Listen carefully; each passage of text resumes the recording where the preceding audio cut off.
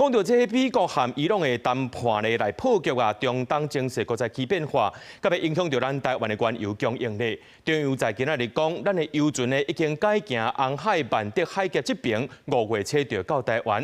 也若物價部分呢，用行業表示，若准規年的油價平均計數有到100塊的美金，就會調懸 CPI。用行也維持這匯率穩定，避免輸入性的通貨膨脹。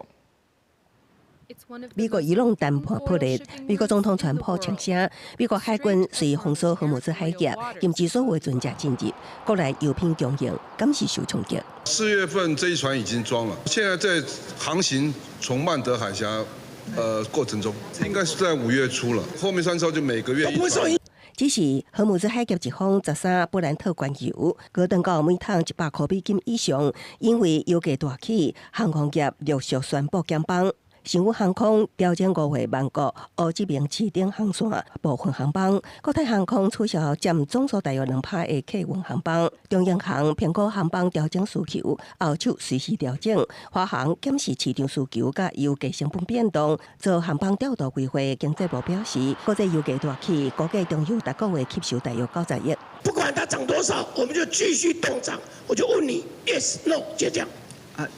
我們每個禮拜檢討，每個月來檢討，因為這個油氣的價格變動得非常的劇烈。中東戰事影響石油甲相關產品供應繼續起，有立委建議政府比照南韓發放高油價支援金，每人發放1萬的補助，減輕物價當作起的負擔。主計長陳淑珠強調，愛先為凍起穩定物價等措施來做。央行是預估國際油價起推升台灣 CPI 年增率上修0.17個百分點來到1.80%。也不過那幾年國際油價均價相關高每桶100塊美金會個上修 CPI。